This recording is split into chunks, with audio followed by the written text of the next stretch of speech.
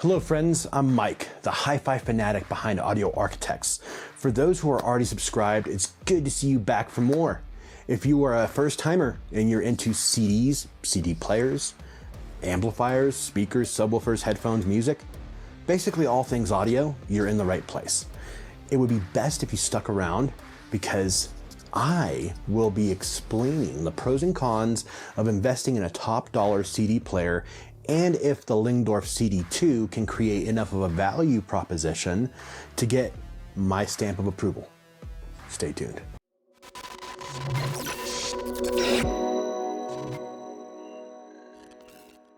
Today, my job is to explain to all of you what the Lyngdorf CD-2 is all about and if the price is a reasonable ask. I also intend to create a fair and reasonable value proposition for higher end players. I'm sure many of you will talk about the laws of diminishing returns. I'm very lukewarm on that subject because it doesn't necessarily apply to everything and everyone in the audio sphere. It depends on the person's personal situation, priorities, and how they perceive the product. I believe the people who go on and on about the laws of diminishing returns can't afford the price of admission. So they validate their own position by just denigrating the concept altogether. Either way, we will find out what a $3,000 CD player sounds like, its features, the specs, and whether I would recommend this unit to those in the market for a higher end CD player.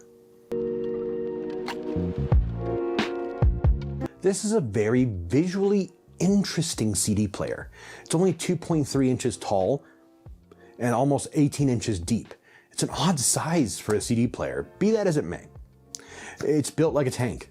It weighs 13.5 pounds. The matte black anodized aluminum enclosure is exceptionally sturdy and well made. I really like the slim design.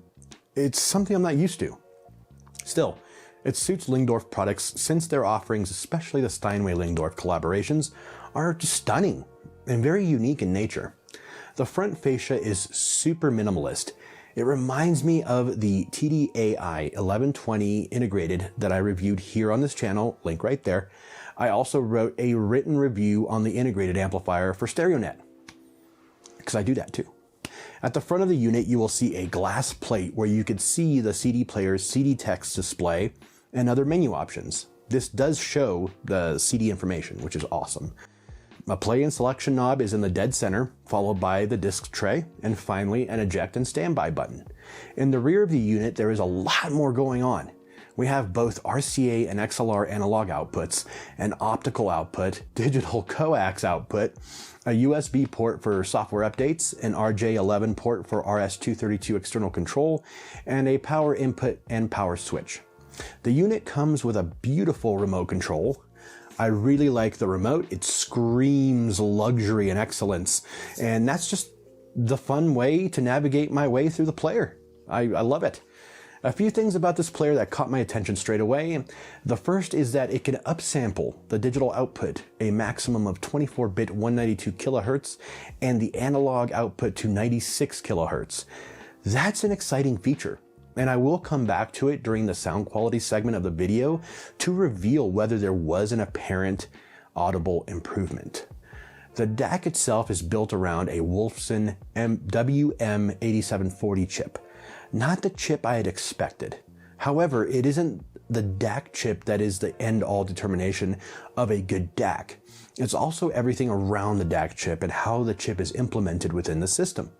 Done right, a well-engineered DAC can handle time-based jitter way more gracefully and introduce less noise and have greater dynamic range and less harmonic distortion. Another feature I found to be quite valuable is the electrical design of this unit. I really respect how the analog and digital supplies are kept separate in an attempt to minimize digital noise in the analog circuit. Well played, Lyngdorf, well played. This unit plays Redbook CDs, unfortunately no SACD option. Sorry guys.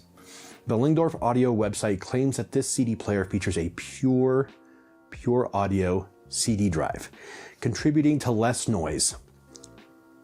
Who knows? They used the clock from one of their more high-end offerings to create the lowest noise floor possible for this unit. The language on Lyngdorf's website and every single website that sells this player, which is a lot of websites and they all use the same language because they all copied it from Lyngdorf, is its ability to provide a clean signal with minimal noise. It is engineered for the purpose of providing a first-class listening experience. Well, let's find out if it provided a first-class listening experience. So before listening to this CD player, I am guilty of making certain assumptions about the outcome of my evaluation, merely based on what's on paper. Unfortunately, this plagues our industry more than we would like to admit, especially with the folks who make theories and conspiracy theories about hi-fi gear purely based on objective measurements and completely dismiss a series of lengthy sessions of subjective listening. Listen and measure. Balance. I will make a bold statement here and now and tell you, my audience, you guys, there is no correlation between measurements and sonic performance unless the measurements are entirely just ridiculous and off the charts. It really boils down to the execution and engineering and not necessarily the technology when it comes to a well-engineered piece of gear. I commented in the last segment about the DAC chips Lyngdorf used in the CD-2. I now find myself shoving my own words into my mouth because I was wrong. However, I left that part of the video in to show you that no matter how in-depth or knowledgeable someone can be about this hobby or think they are about this hobby, we are constantly growing and learning something new every day. Now, are those chips used in some entry-level devices? Yes, they are. So this is why I was prejudging prior to letting this machine do what it does best. Now, as far as the sound quality for the Lyngdorf CD-2, I want to begin with my digital out trial before diving into the juicy stuff. So I connected the player using the optical out on the back via an AudioQuest Carbon optical cable, which is a really good cable, into my Denafrips Aries 2 DAC, and then into my Cambridge EVA 150, and then onto my Wharfedale Lintons. I'll link down below all the other components I may have missed in my signal chain, so you guys know what I'm working with. It was good. Didn't sound bad. However, I need a DAC to match a CD player of this caliber and this price point. So I am glad to announce my good friend Mike is letting me borrow his Matrix DAC. I will reevaluate the digital outputs when I review the Matrix in the coming weeks. I can say with certainty, though, that the digital out sounded okay with a sub $1,000 DAC. Didn't blow my face off. Always remember, your system is only as good as your weakest link. I then switched over to the RCA outputs. There are no words in my vocabulary for what I can only describe as a spiritual experience. Who writes this? In all seriousness, this is the best sounding CD player, guys, I have ever heard at this point in my life.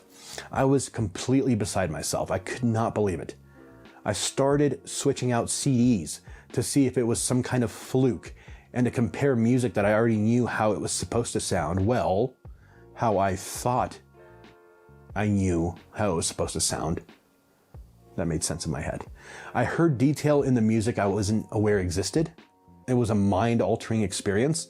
I never knew a CD could sound so absolutely incredible. I have never listened to a CD player with such expanse and detail. It added this like lush and immaculate sound to everything I played on it. I felt completely immersed in my experience. Cobuzz, I love you, but I compared it to you and it ate you for breakfast without breaking a sweat. I feel like this type of quality should be the standard for all music listeners, but then there wouldn't be high-end audio now, would there?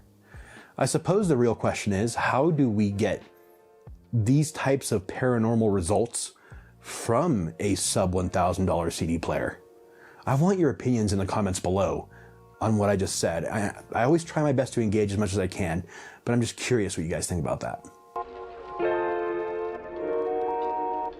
I don't want to call this segment my final thoughts because I have just barely scratched the surface of this upper echelon of audio, and now I'm hooked. As I mentioned, I will be reviewing a high-end DAC, and I will use this CD player as a reference to see if it significantly impacted the quality of the sound.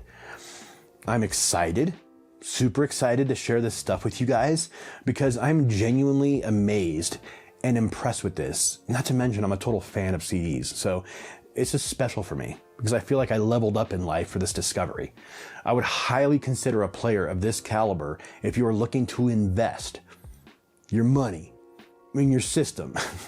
Now, if you want a great source device, you got to shell out some money. For all you CD crusaders out there, your mind will be blown, period. Thank you guys, all of you, for joining me. If you're already subscribed, thank you. I have an online shop where I sell shirts like these. This is one of them. Audio-inspired t-shirts, hoodies, and other merch to help support the channel. I encourage you to check it out, buy some stuff, and offer up some ideas for future designs if you like. If you're new to Audio Arkitekts and like it so far, I encourage you to check out some of my other videos to see if me and my channel is the right fit for you. I would love for you to hit that thumbs up and end up subscribing and joining me on my journey in hi-fi. Thank you again for spending some time with me today. Take care, and I will see you next time.